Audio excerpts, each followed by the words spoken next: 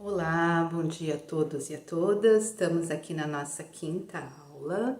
Hoje, por fim, a gente vai iniciar o nosso trabalho na tela, né?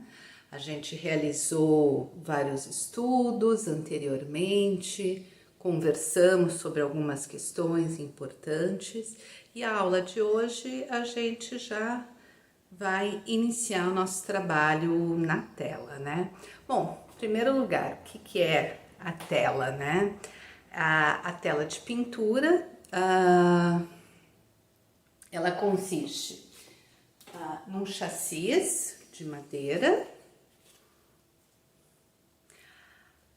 um tecido, geralmente a gente acaba utilizando lonita, o linho é um tecido fantástico, é interessante tecidos que eles não laceiem, né?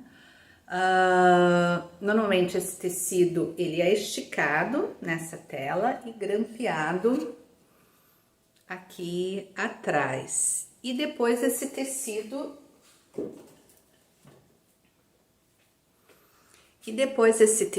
ele é emulsionado. Uma fórmula bem fácil e econômica de se trabalhar é preparar uma primeira demão com 3 partes de cola para uma de tinta látex de parede. Você faz essa mistura com um pouco de água, passa num sentido, pode ser num sentido horizontal. Espera secar, faz uma segunda mistura que é meio a meio. Meio de cola para meio de tinta látex ou PVA, tinta de parede normal. E na hora de emulsionar a tela, faz o sentido contrário do primeiro sentido que você fez. E daí a terceira demão é 3 de tinta para 1 de cola. Põe água também para o pincel poder correr num terceiro sentido ou voltando o primeiro sentido. Isso depois de seco, a gente dá uma lixadinha e ele fica pronto. Ele tem que ficar um tamborim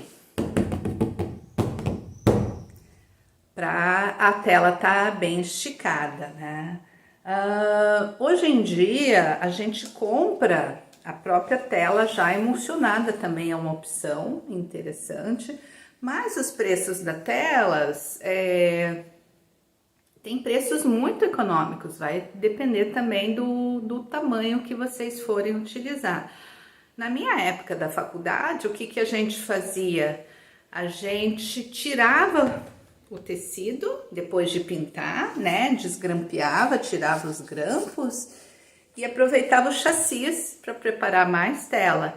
E depois o trabalho enrolava, né? Isso a gente pensando que a gente tem que praticar muito, Quanto mais a gente pratica, mais a gente começa a entender como é que funciona tudo, né? Então,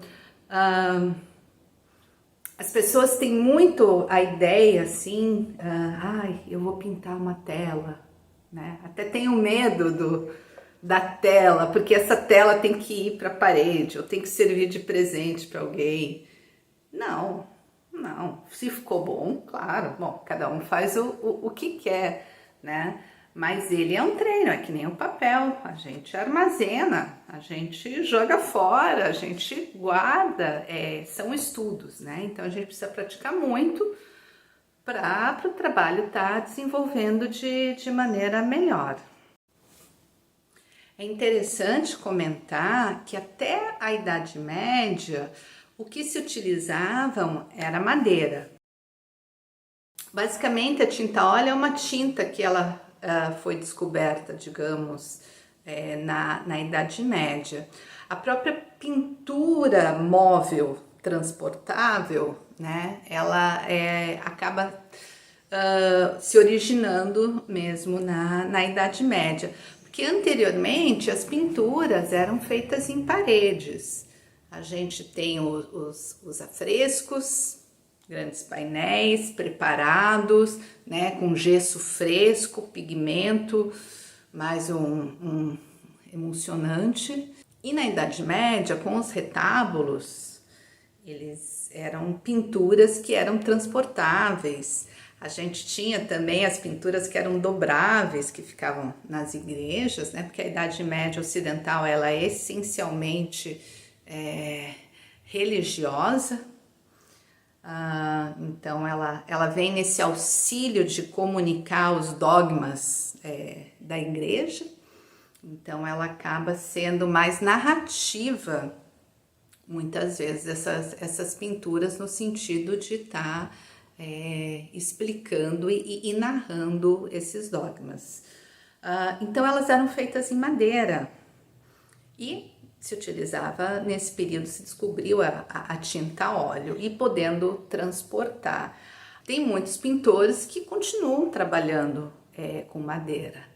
A gente pode trabalhar também com as chapas de eucatex, que a gente utiliza também, mas a chapa de eucatex, ela tem que ser trabalhada, ela tem que passar aquela emulsão, a mesma emulsão que a gente usa para o tecido, para a tela, ela tem que ser preparada só que dos dois lados, porque senão a chapa de eucatex, ela enverga, né? Ela acaba envergando. Tem artistas que trabalham com madeira mesmo, porque é outro efeito, ele permite você riscar, você fazer incisões, né? O material permite outras possibilidades. Cada material tem suas características, né? E também vai influenciar na estética do seu trabalho devido às características desses materiais. Bom, então nós vamos começar a nossa pintura. Por onde eu começo, né? A grande pergunta. As artes, o fantástico dela, entre todas as questões fantásticas que o universo da arte nos traz, é a questão da liberdade, de não ter uma fórmula única, né? Existem várias maneiras e cada um tem que estar se adaptando, encontrando e vendo qual é mais interessante para si. Eu aprendi na Faculdade de Belas Artes, quando a gente fazia um trabalho de observação do natural, a trabalhar com o carvão vegetal, o lápis carvão, né? Então a gente esboçava na tela, fazia um desenho com esse lápis carvão e ele assim, é um carvão mesmo, né? E daí a gente trabalha aqui, vai trabalhando com ele vai marcando e depois é possível tirar o excesso. Então, daí ele não fica tão marcado como com o lápis, né? Tem artista que utiliza um lápis, pode ser um lápis mais duro, pode ser um lápis mais mole. A gente pode fazer a estrutura com lápis de cor também. Daí não é tão acadêmico, mas aqui não é a nossa questão. Algo que eu procuro pedir para os meus alunos, mais que nada para soltar o traço, porque assim, quando a gente trabalha com o lápis tem muito essa coisa do desenho, e desenho é uma coisa, pintura é outra, né? E por que essa diferença? Claro que a gente pode trabalhar com um desenho na pintura, né? Uma pintura quase como um desenho. Existem inúmeras maneiras de se trabalhar, mas um recurso muito interessante da pintura é a pincelada, a marca do movimento do pincel que isso deixa. Então, uma maneira muito interessante, né, de você se soltar e permitir que a tela fale por si, né, voltando um pouquinho no que eu comentei na aula da nossa ideia pré-concebida, Agora é o momento de a gente deixar o material falar por si, porque ele vai se transformando e vai trazendo informações.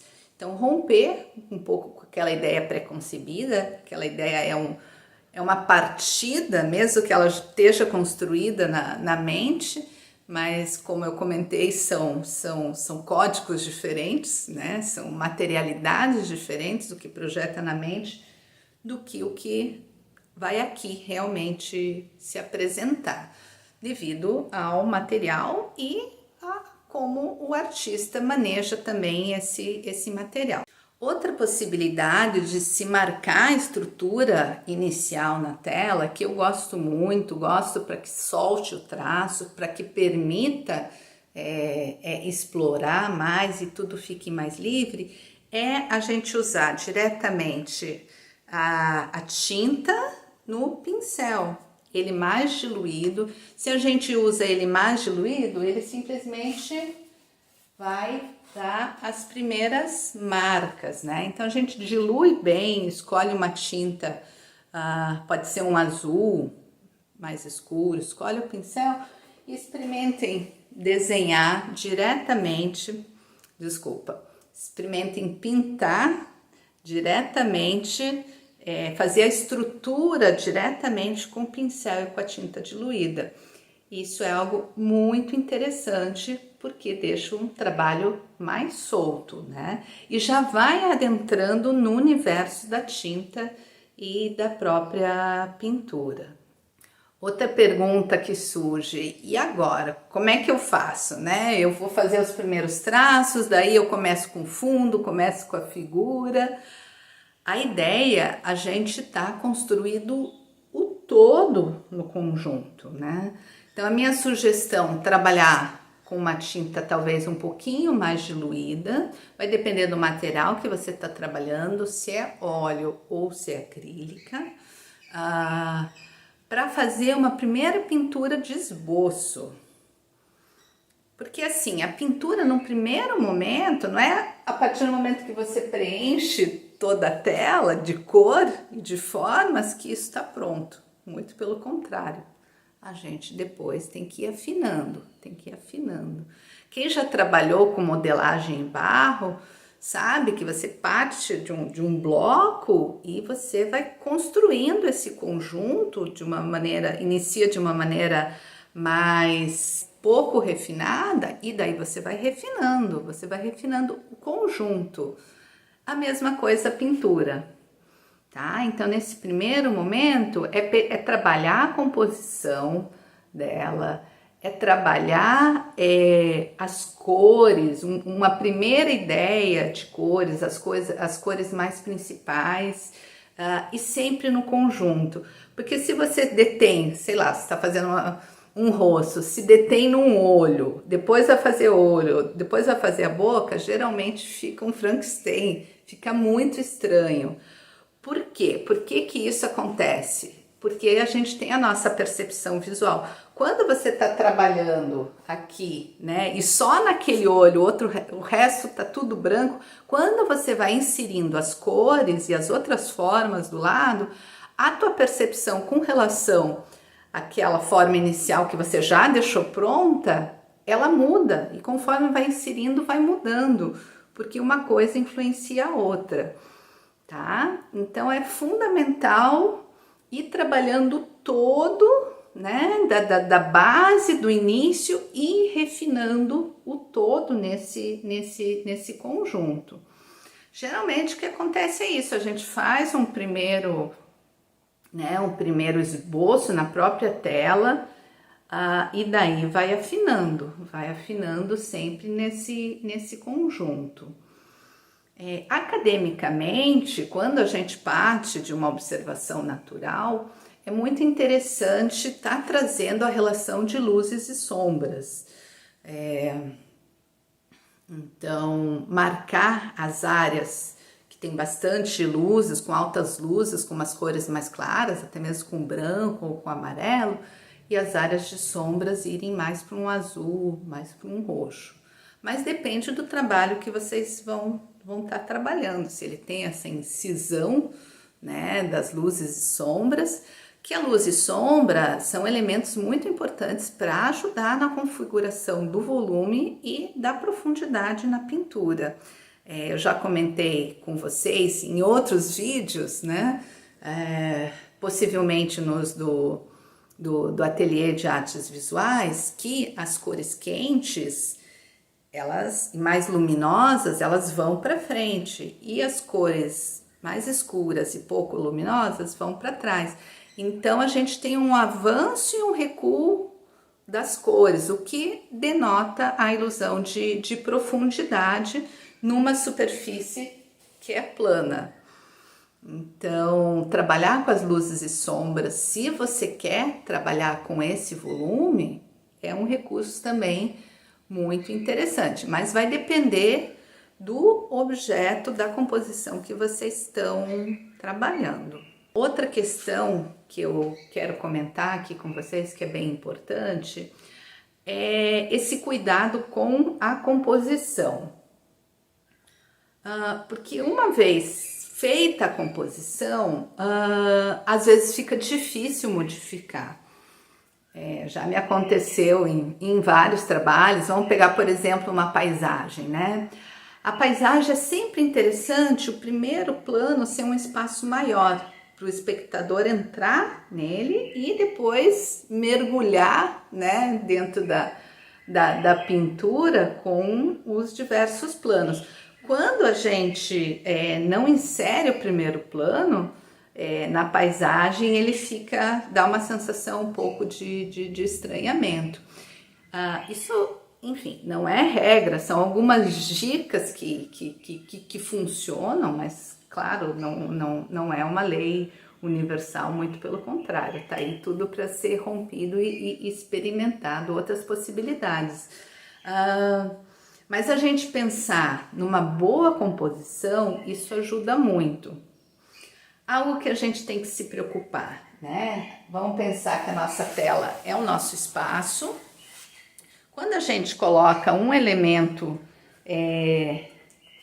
muito pequeno, ele meio que some, né? Parece que esse elemento não ganha força se é um único elemento que está sendo representado.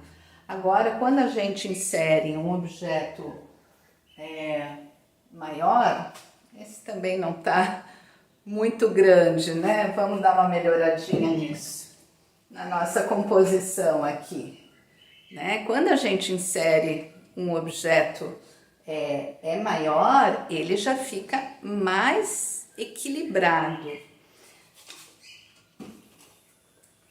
A questão do equilíbrio é fundamental para nós, seres humanos e outros animais e a própria natureza. A gente sempre está nessa busca do equilíbrio.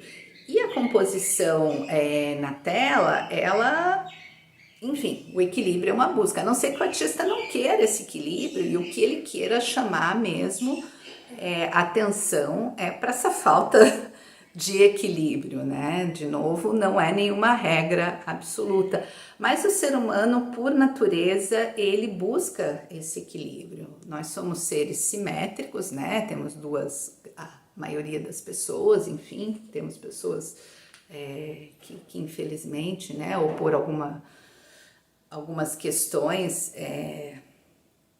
enfim, perderam algum dos seus membros, né? Nós somos seres com 2 braços, 2 pernas, 2 olhos, né? Um nariz bem no meio, a boca. Nós somos seres simétricos. Por mais que a revista diga, não somos simétricos, nós somos simétricos, claro, tem pequenas diferenças, um olho mais alto, outro menor, uma boca mais torta, né? Um ombro mais caído, outro mais levantado, mas nós somos simétricos. E a simetria, ela é uma das maneiras de a gente conseguir um equilíbrio, né? Uma das maneiras mais diretas de se obter esse equilíbrio. Então a gente busca um equilíbrio. Claro que eu não vou pedir para vocês fazerem trabalhos simétricos, porque isso, enfim, cada um faz. E a simetria é um equilíbrio muito fácil, é muito imediato, né? É muito óbvio esse equilíbrio. Geralmente, nas composições, o que a gente faz, né, com a inserção de diversos elementos, é buscar esses equilíbrios. Nós temos 3 aulas também no canal do YouTube, do Conhecendo e Vivenciando as Artes Visuais, que é a aula 18, 19 e 20, que a gente vai tratar sobre composição, e trago aí também a questão do equilíbrio, se vocês puderem.